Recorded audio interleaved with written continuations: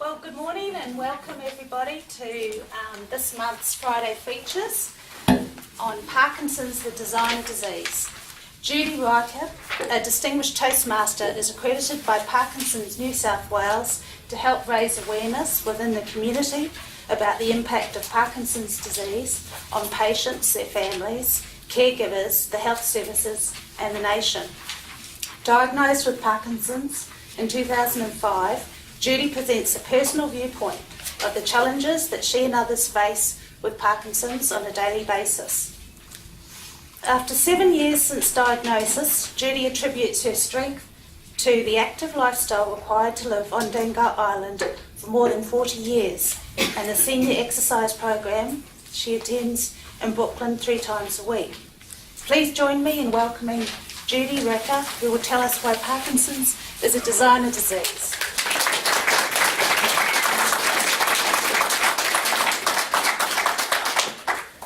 Welcome to all of you. I'm so glad to see you here. And I'm going to talk to you today about Parkinson's disease so that you will certainly know a lot more about it when I'm finished. Now, one thing you have to know about Parkinson's disease is that those of us who have it are at the mercy of our medication schedule.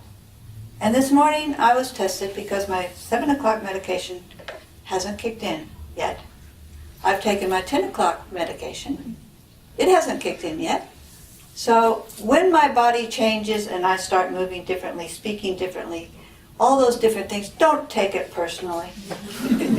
It's just that I am under the control of chemicals. I'm a druggie at this stage. Parkinson's disease is the second most prevalent neurodegenerative disease in Australia. And yet many people in the community and health professionals don't know its impact on the individual, the carers, the family, the community, or the nation as a whole. I watched him as he walked past me in that crowded shopping center. He had a small bag of groceries in his hand. And as he passed by me, I saw him stop suddenly and look down at the floor. And he stood there. And I knew that he was waiting for his brain to make the connection to his feet so that he could move again. I know this because it happens to me as well. He and I are among the 80,000 Australians who have Parkinson's disease. Parkinson's disease has no cause. And yet 30 people every day are diagnosed with it. And this number is increasing, 17% in the last 6 years. 10% of those people are under the age of 40. And 20% are in the working category. And it's been calculated that in 2011, 2012, the cost to the nation of Parkinson's disease in terms of medical, social, personal, and economic costs is $7.6 billion in 2011 and 2012. So what is Parkinson's disease? Parkinson's disease is a degenerative, escalating, debilitating, incurable disease of the central nervous system. There is no diagnostic test for Parkinson's. Our brains contain cells called neurons which produce a chemical called dopamine. Dopamine is essential for smooth muscle movement. By the time a person has been diagnosed with Parkinson's disease, 80% of the dopamine-producing cells in their brains are dead. My exercise guru, Carol Bartlett, has told our exercise class in Brooklyn that we have over 600 muscles in our body. Think about that. 80,000 people with 600 muscles that can be affected by dopamine. My God, the combination is impossible. No wonder they call Parkinson's a designer disease. Every single case is unique. what are the key symptoms of Parkinson's?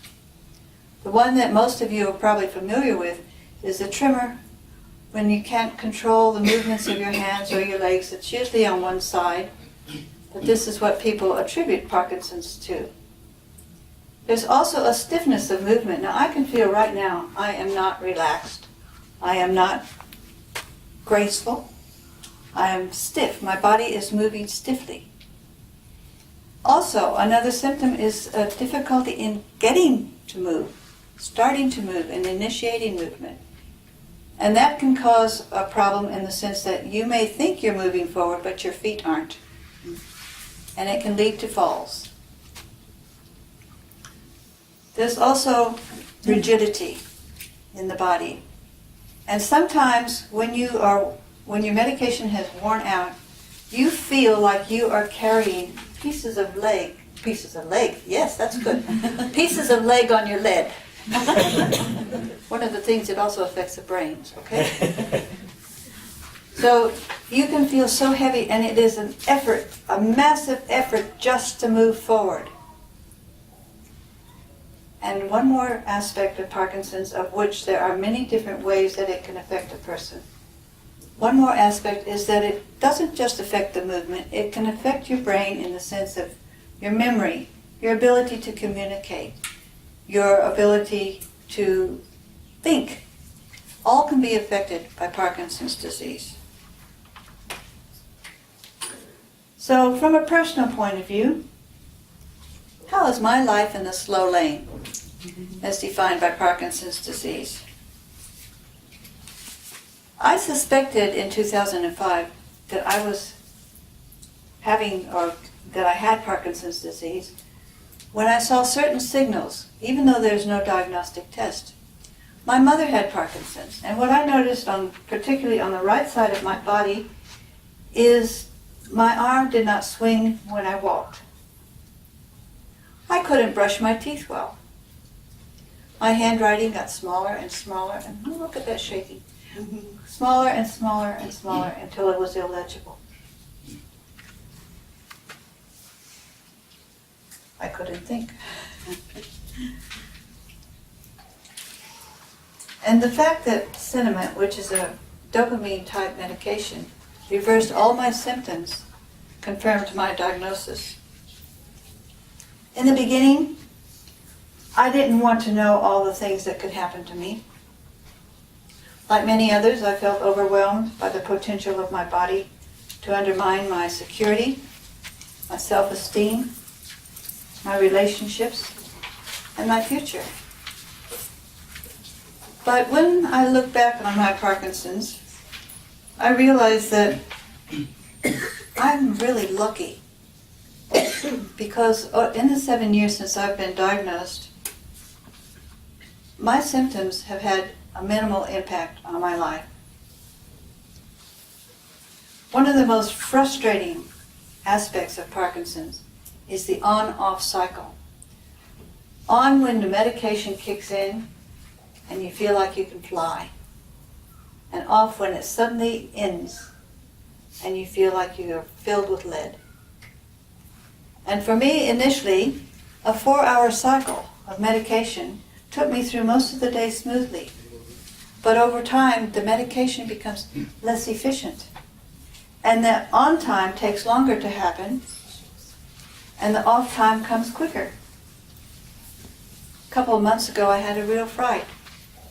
Because in my 3-hour cycle, I only had 30 minutes at the most of on time. And the rest of the time was just totally lacking in energy, motivation, ability to do anything. And I remember saying to myself, is this how it's going to be? But then, consulting with my neurologist and a minor dose and change in my medication, and I was moving freely again. As I said to you, in the 7 years since I've had my was diagnosed with Parkinson's, there's been a minimal impact on my life. But there are others. You just, as people who can move freely, you cannot imagine the difficulty that people can have with just trying to do the simplest task. Just for example, say that you have a trimmer and you want to use your mobile phone. And it's very difficult to key in the numbers, to answer it, to talk on it, to listen to it. It's very difficult, and I am told it is impossible. Impossible. Sometimes at night, I have to turn over because lying on my hip too long will hurt. So I turn over several times during the night. I think something's happening. Come on, Your eyebrows are back. come on. I turn over several times in the night. And I end up sleeping on my back. Well, you know what that means, don't you? Well, oh boy, I'm in. Now I can move. I sleep on my back, and I woke up the other night with a magnificent, beautiful, wonderful dream. It was so great, and I woke up smiling. But it didn't feel right. It just didn't feel right. Until I peeled my lips off my teeth. And then it was better, and I had a beautiful smile. Just a beautiful smile. My friends Ian and Denise. Ian's had Parkinson's for 16 years. And Denise told me that a couple of weeks ago they were talking to each other, and Ian was swaying back and forth, back and forth, back and forth. And she said, "Ian, what are you doing?" And he said, "I'm trying to figure out which one of you I answer." Now that may seem funny to you until you realize that Parkinson's is affecting the muscles in his eyes, causing him to see double. Another problem that people with Parkinson's have is getting out of bed at night or turning over, especially in the wintertime. But let me tell you, are you ready? I've solved that problem. With my satin nightshirt and my satin sheets, when I turn over in bed at night, I slide from one side to the other, and I chase my pillow down the wall.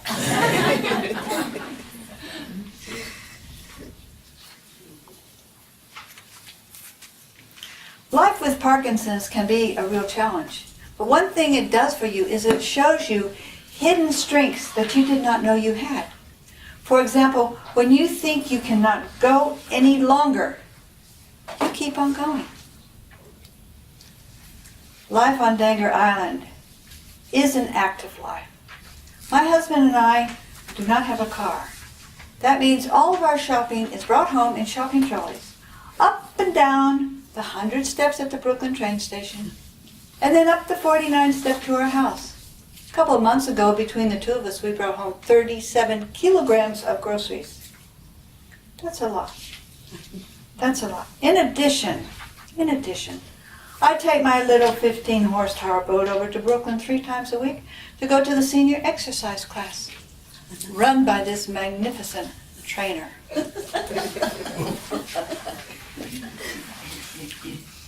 And the importance of exercise in slowing the progression of the disease can be demonstrated by the fact that in my 5th assessment under the Uniting Care of its people in the class, my 5th assessment, I was stronger than when I started the program 2 years ago.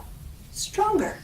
Now the fact that Parkinson's is a progressively debilitating disease, getting stronger with time is an asset.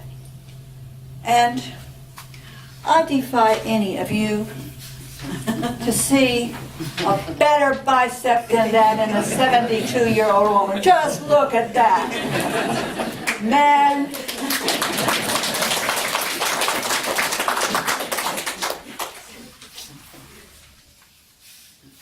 So life with Parkinson's does present challenges to you, to all of us.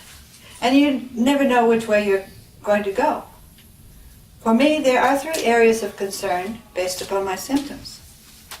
The first one is that I might fall. And the reason I'm so concerned about that one is, in the 12 years from the time she was diagnosed, my mother fell 3 times. What happens when you fall is you have a walker and you're walking along with it, and your feet freeze to the floor, but the momentum of your body carries you forward over the front of the walker. My mother broke her arm, then she broke her collarbone, and then she broke her neck, and that required her to be in a halo brace, drilled into her skull for 7 months. That sounds terrible, but guess what? There are coping mechanisms. You can learn to control that freezing. And I have a magic formula, and I leave my friends for dead when I do it. And basically, my feet are stuck on the floor, and all of a sudden I'll say, big steps, big steps, big steps, big steps. And I go. And this got me all the way through the convention center when I went to a weekend seminar. And it wasn't as big, but it big steps, big steps. I got there. The second concern that I have affects my mental capacity. I've noticed for some time that it's very difficult for me to concentrate or to focus on intellectual type work, like writing speeches, or doing lectures, or doing my accounts. And I knew that my 13-year teaching career as a university lecturer was coming to an end in 2008 when I could not do a simple task. I could not match 4 speakers to 4 evaluators. And I stood up at my desk and I said, I can't do this!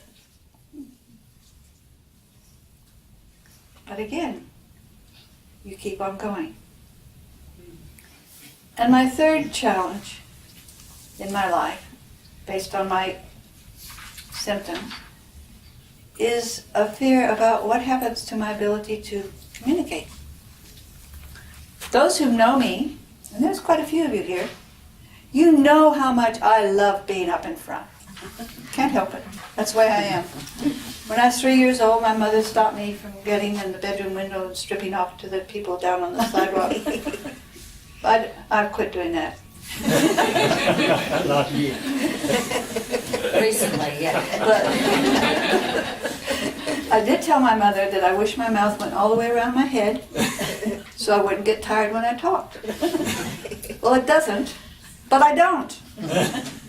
But I had a real scare. I was having a wonderful discussion with my friends, and all of a sudden, my words became totally incoherent. They made no sense whatsoever. And no matter how hard I tried, I could not say the word, I almost forgot the word, smallpox. I could not do it. It only lasted for a very short period of time, but it was terrifying. Well, let's put all these fears into context. First of all, I want to say to you that those of us with Parkinson's are never alone. There are 6.3 million people in the world with Parkinson's disease. And there is an incredibly effective network of agencies to help. And Parkinson's New South Wales is just one of those agencies, providing resources to us in terms of information, seminars, and so on, providing support through counselors, through an info line, and within New South Wales there are 65 or more support groups. Parkinson's New South Wales is there for us. I have to tell you though, in spite of all the challenges, I have to consider that Parkinson's has been a blessing to me. I visualize my illness in this way. A little red flag up here by the side of my path, placed there by my guides and my angels. And there is a message with that, and it says, Judy, you're not giving yourself enough time to do what's important. So we're going to give it to you.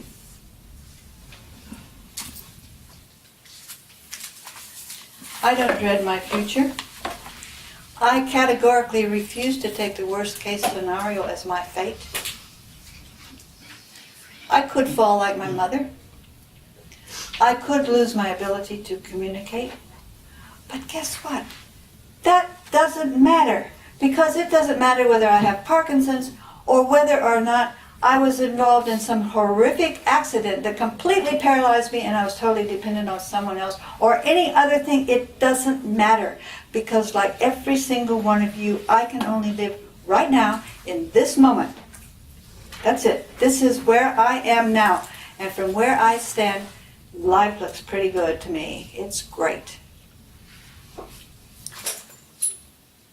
few years ago, I placed second at division level in the international speech contest. My speech was called Growing Up, and it told about the lessons that I had learned in the decades of my growing up. And one of the things I said was that you cannot learn the lessons of life until you have lived them. Well, one thing that I have learned through living with Parkinson's is that those of us who have Parkinson's, we lead a AAA life. We have awareness of our disease, awareness of its impact on our family and friends and helpers, awareness of the medications, of the resources available, both social and physical. We have the ability to adapt.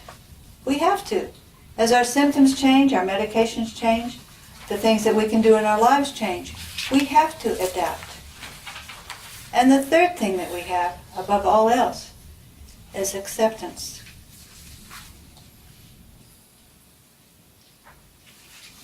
I know that there will be slow times. I know that there will be low times. But when I told my daughters my fears, this is what they said to me. Enjoy your moments of inability. Have you ever thought that they could be gifts of time from your angels, just to be? I have Parkinson's disease. I also have friends, family, support, laughter, and love in abundance. What more can I ask? Now what about you? You too can live a AAA life for Parkinson's. You can take your questions and everything to the community. You can talk to your friends and your neighbors and your everybody, your family, about the impact of Parkinson's on people. Because the awareness is not there. Make them aware. You can seek answers to your questions about Parkinson's from the internet, from the web, from Parkinson's New South Wales resources. Look at all these wonderful, wonderful books over here that are available in the library on Parkinson's. So you can seek answers. And the third thing is, when you say to us and you ask, can I help? You will receive a resounding yes. Because together, you and me and all of us, we can make a difference. Mary.